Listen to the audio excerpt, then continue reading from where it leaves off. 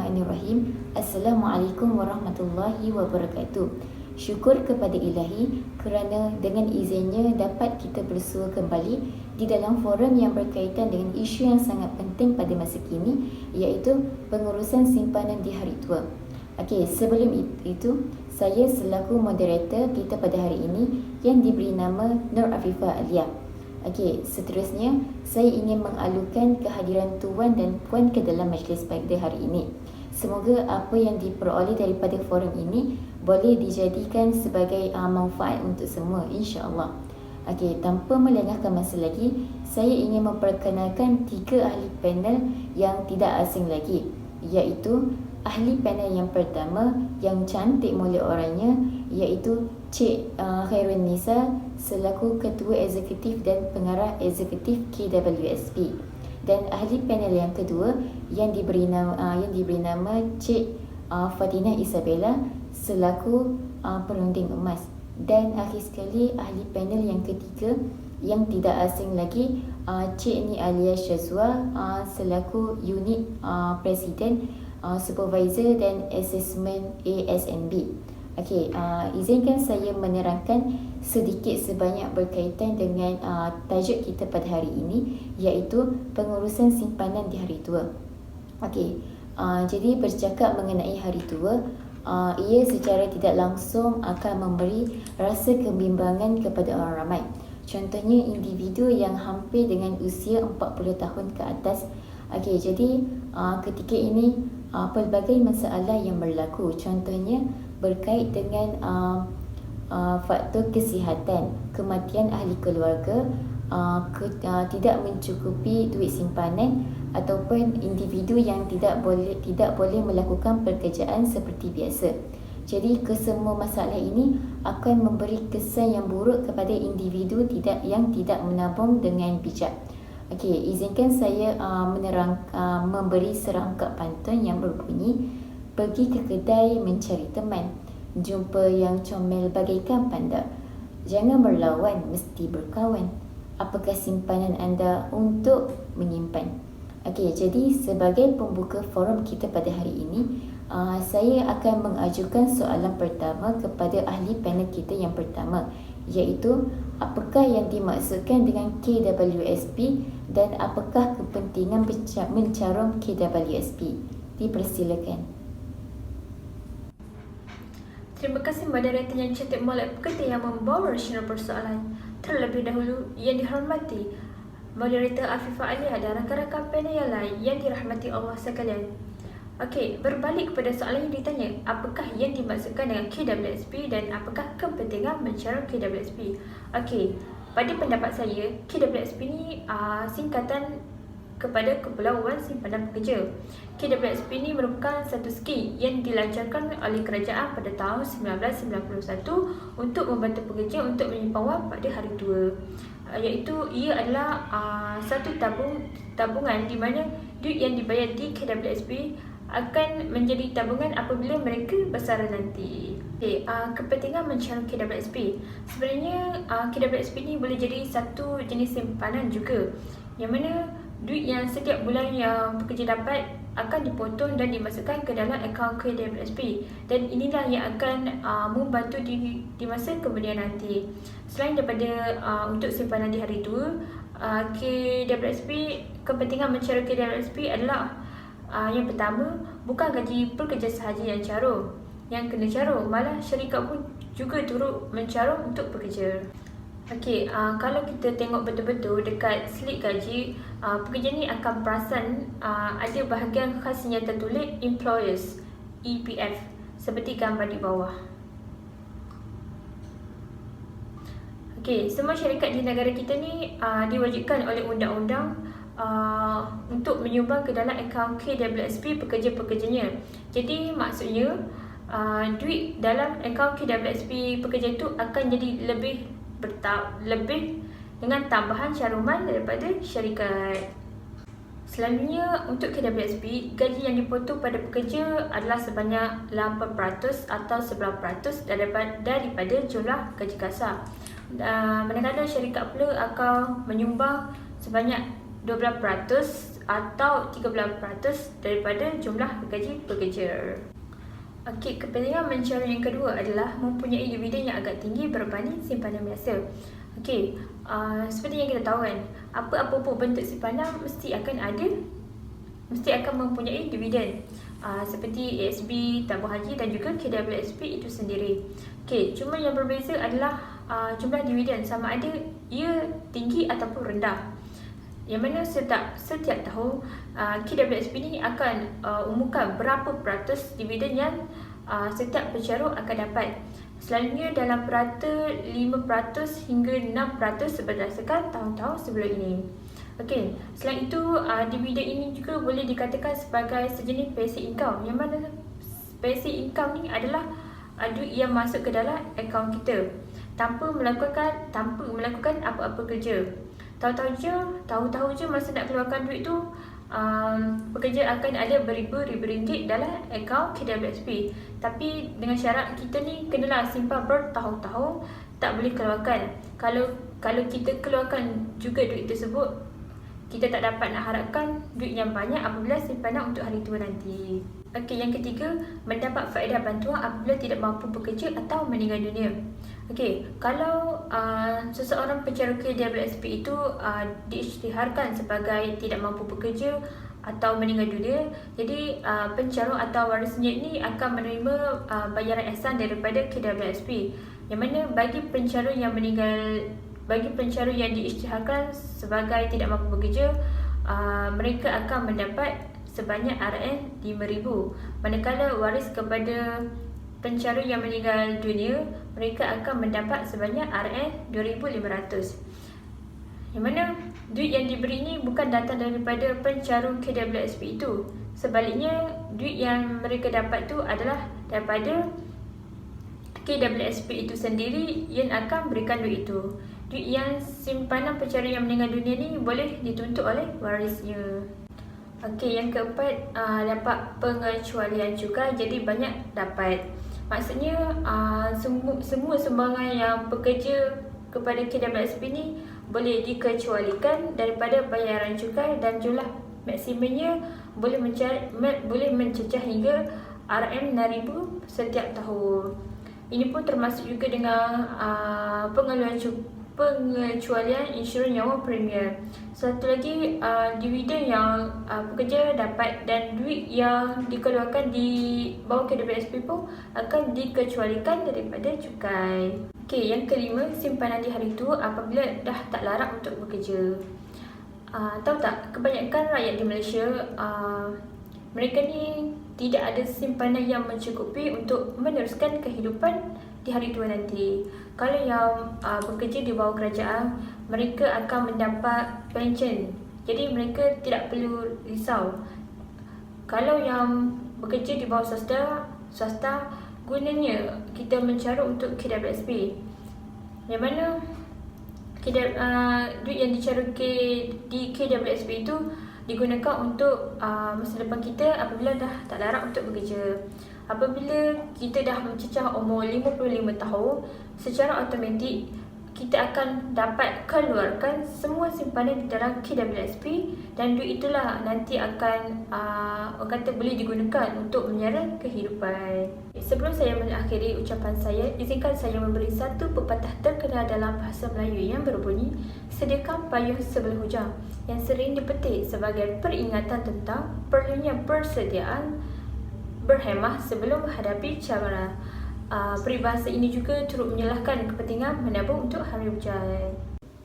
Terima kasih diucapkan kepada ahli panel pertama kita yang menerangkan isi yang cukup padat mengenai maksud KWSP dan kepentingan mencarum KWSP. Seterusnya, saya ingin mengajukan soalan yang kedua kepada panel kedua kita, iaitu apakah kelebihan ataupun keistimewaan menyimpan emas untuk masa hadapan? Dipersilakan. Bismillahirrahmanirrahim. Alhamdulillah.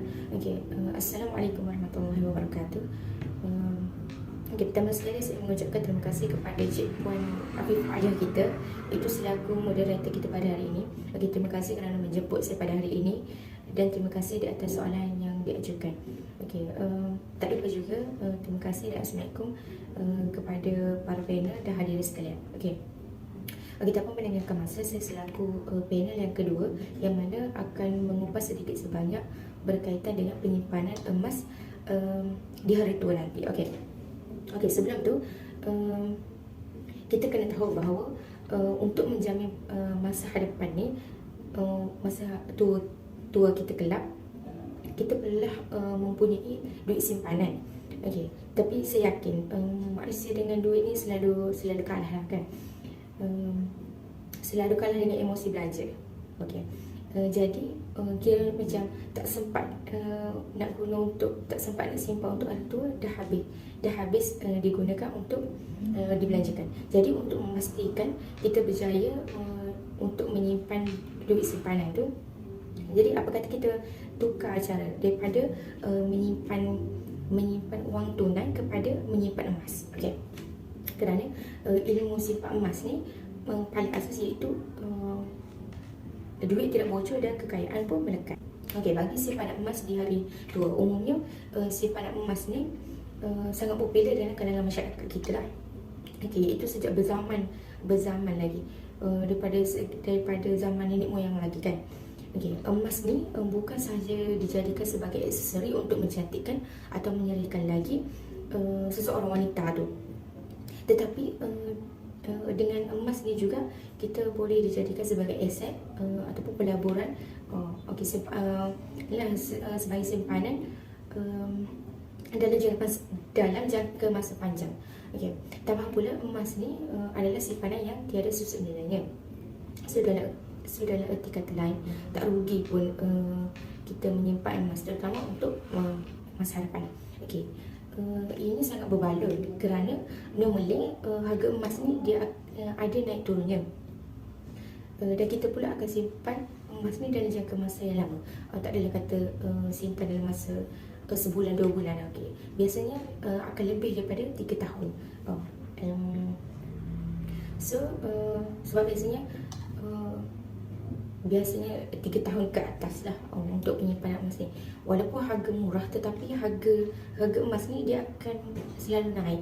So tentulah untungnya beli emas yang kita akan nampak. Contoh, kita beli untuk bulan ni harga sekian. Okey, so hujung tahun nanti mungkin harga emas ni akan menaik. So untungnya kita beli emas pada bulan ni, contohnya bulan ni, so akan datang harga akan naik, so akan mendapat keuntungan daripada situ lah. Okey, kalau tanya saya kenapa emas dan bukan simpanan lain, bagi pendapat saya lah, iaitu kerana kadar keuntungannya. Okey, kalau ASNB ni kadar keuntungannya adalah sebanyak 8.80% saja. Itu pun setelah ditambah dengan dividen dan bonus. Okey, manakala KWSP pula sebanyak 6%. Tetapi bagi emas, kadar keuntungan yang diperolehi adalah sebanyak 31.83%.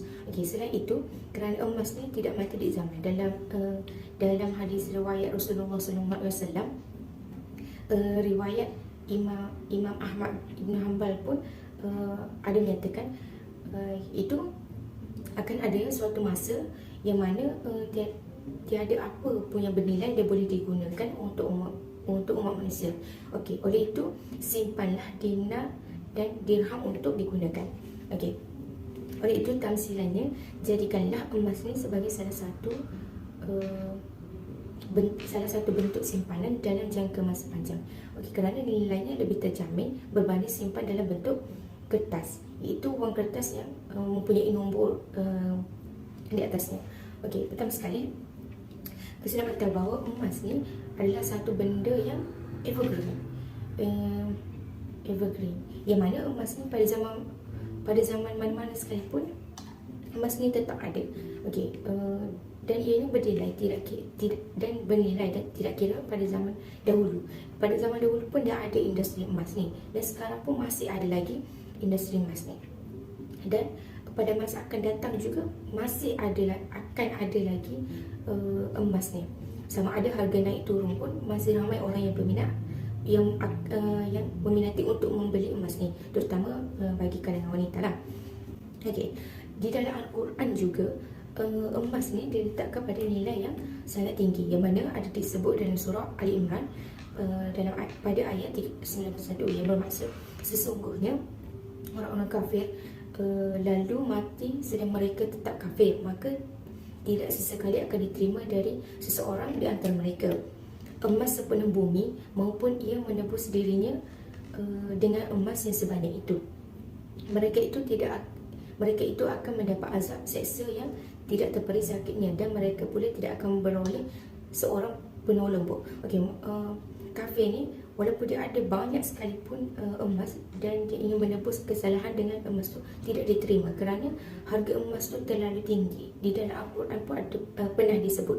Okey, simpan emas ni bermacam jenis. Ada yang simpan emas di bank, ada juga yang simpan emas dalam bentuk gold bar, jongkok emas, serta emas yang boleh dipakai.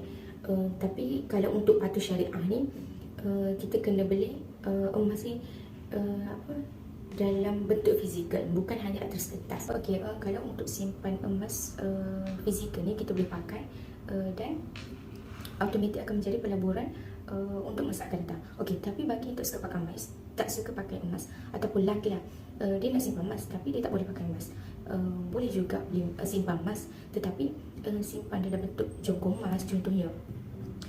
Jongkok emas ni susut nilainya rendah, iaitu sebanyak 7%, dan dia pun tak ada upah tukang. Jadi kalau beli dan jual balik tu dapat harga yang susut nilainya hanya 7%. Jadi jimatlah untuk untung, maksudnya untung lah kalau simpan jongkok emas ni. Okey, contohnya kalau terdesak sangat nak guna, lepas tu kita pergi ke pajak gadai, parti kita gadai. Okey, dan kita boleh menggunakan sebanyak 80% daripada itulah pajak gadai itulah. Okey, kelebihan yang lain daripada simpanan emas ni adalah untuk haji umrah, untuk perkahwinan bagi yang belum kahwin tu. Kalau simpan emas untuk nak buat kahwin nanti ke. Okey, untuk kecemasan, down payment rumah, ataupun bagi yang dah berumur ni untuk persaraan. Okey, emas ni juga memberikan pulangan yang meningkat, iaitu mengikut masa. Emas ni juga kita boleh beli dan jual balik pada bila-bila masa. Lepas tu perlindungan yang baik daripada inflasi, iaitu emas ni currency inflasi, manakala currency wang kertas ni boleh merugikan kerana susut nilai daripada faktor inflasi itu sendiri. Okay. Antara sebab kenapa harusnya simpan emas ni adalah for greater saving, iaitu simpan dan lupakan.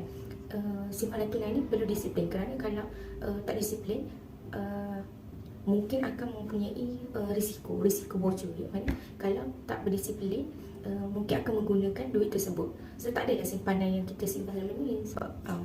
So yang kedua adalah kekayaan ni di tangan kita sendiri, kerana nilai emas ni berdiri atas dirinya sendiri, itu mengikut berat dan ketelingannya. So kalau berat emas tersebut dan tulennya emas tersebut, maka kekayaan kita lebih tinggi lah, kerana lebih berat emas lebih banyaklah untungnya kita akan dapat.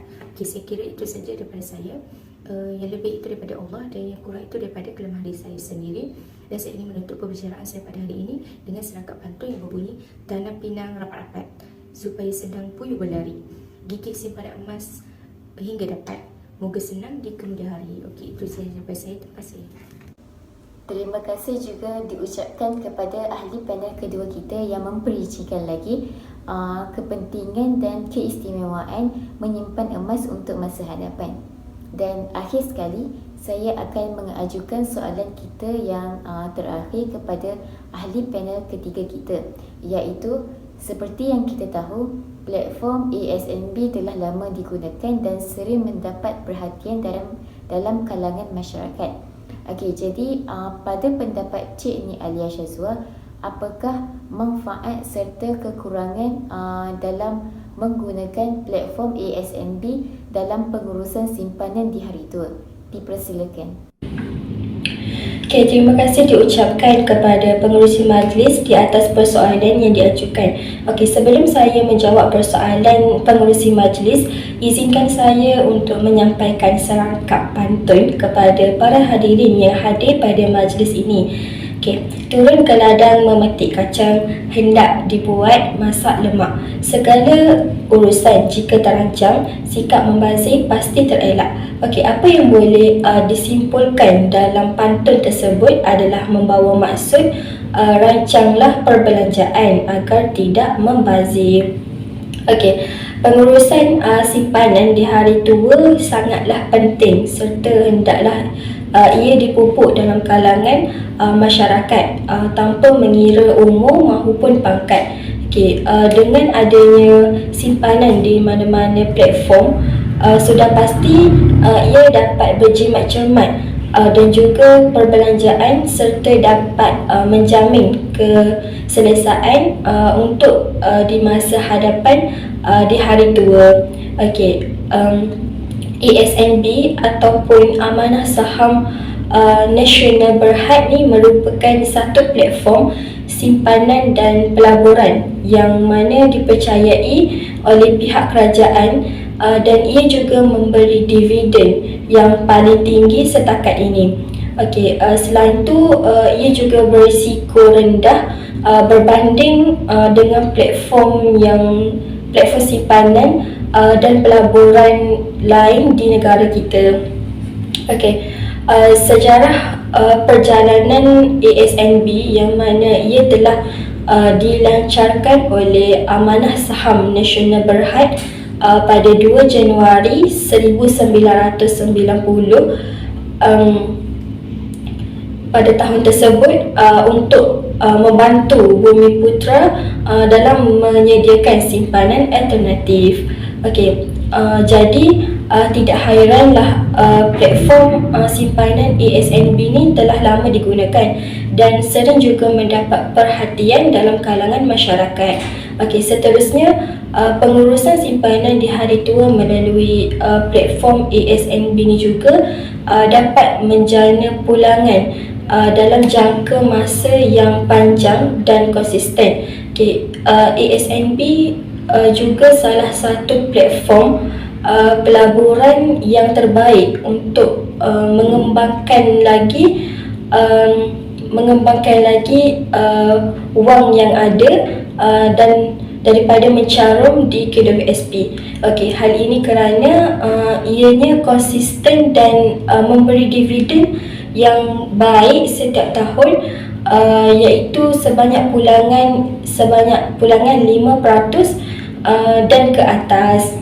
Okey, jadi para hadirin boleh mempertimbangkan cara simpanan duit di ASNB sebagai pelaburan terbaik jangka masa panjang dan kegunaan di hari tua kelak.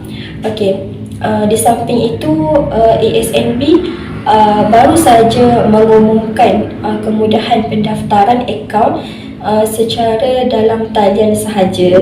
Jadi jika para hadirin yang tidak mempunyai sebarang akaun ASNB, maka para hadirin boleh mau turun aplikasi ataupun sebarang aplikasi dan mengikuti langkah yang telah ditetapkan untuk mendaftar akaun tersebut dengan mudah. Okey, antara manfaat yang ditawarkan oleh ASNB adalah boleh menggunakan dividennya setiap tahun secara konsisten berdasarkan jumlah minimum yang dilaburkan ataupun disimpan. Okey, kadar dividen yang ditawarkan oleh ASNB pada tahun 2018 pada tahun tersebut adalah sebanyak 6.50%. Namun kini dividennya sedikit menurun disebabkan oleh faktor ekonomi yang terjejas. Okey, dengan ASNB juga tiada kos tambahan yang akan dikenakan. Okey, manakala kekurangan bagi ASNB adalah dari segi zakat. Okey, bagi kita yang beragama Islam, apa yang penting dalam sesuatu simpanan adalah perlu mengeluarkan zakat. Jadi dalam menggunakan platform ASNB, zakat simpanan ni perlu dibayar sendiri oleh kita dengan menggunakan wang simpanan zakat apabila cukup haul. Okey, bagi rakyat marhain ataupun golongan rakyat yang kurang berkemampuan, disyorkan untuk memilih ASNB sebagai platform terbaik kerana akaun tersebut boleh menyimpan wang ataupun untuk melabur serendah RM10 sahaja, tetapi marginnya agak tinggi. Okey, selain itu unit tunainya boleh ditebus pada bila-bila masa sahaja jika berkeperluan untuk mengeluarkan. Okey, benarlah pepatah, berakit-rakit ke hulu, berenang-renang ke tepian, bersakit-sakit dahulu, bersenang-senang kemudian. Yang membawa maksud untuk seseorang itu mendapat kesenangan, perlulah bersusah payah dahulu. Okey, akhir kalam, sudah terang lagi bersuluh dengan adanya pengurusan yang teratur, maka sudah pasti wang yang disimpan dalam akaun khususnya dalam platform ASNB akan lebih terjamin, serta ianya juga dapat memberi keselesaan pada jangka usia tua yang mana dapat mengelakkan daripada hutang piutang ataupun sebaliknya. Terima kasih diucapkan kepada ketiga-tiga ahli panel kita yang sudi meluangkan masa pada hari ini. Semoga apa yang diperoleh daripada forum ini boleh diambil sebagai pencerahan ataupun input yang bermanfaat kepada semua. Jadi, masa amat mencemburi kita pada hari ini. Jadi, sedikit rumusan yang dapat dibuat adalah ia boleh dijadikan sebagai peringatan ataupun pengajaran kepada orang ramai bahawa simpanan di hari tua ni sangat penting kepada individu, kerana setiap individu mestilah mempunyai plan simpanan, sama ada plan simpanan persaraan yang boleh membantu di kemudian hari. Dengan adanya kemudahan plan simpanan yang lazimnya ramai yang menggunakan KWSP, ASNB dan emas, ia boleh memudahkan lagi setiap individu untuk menabung dengan bijak. Okey, bagi mengakhiri forum kita pada hari ini, saya akan memberikan serangkap pantun yang berbunyi: tuailah padi antara masak, esok jangan layu-layuan. Intailah kami antara nampak, esok jangan rindu-rinduan. Apa yang baik datang daripada Allah dan apa yang buruk datang daripada kelemahan saya sendiri. Sekian, wabillahi taufiq wal hidayah. Wassalamualaikum warahmatullahi wabarakatuh.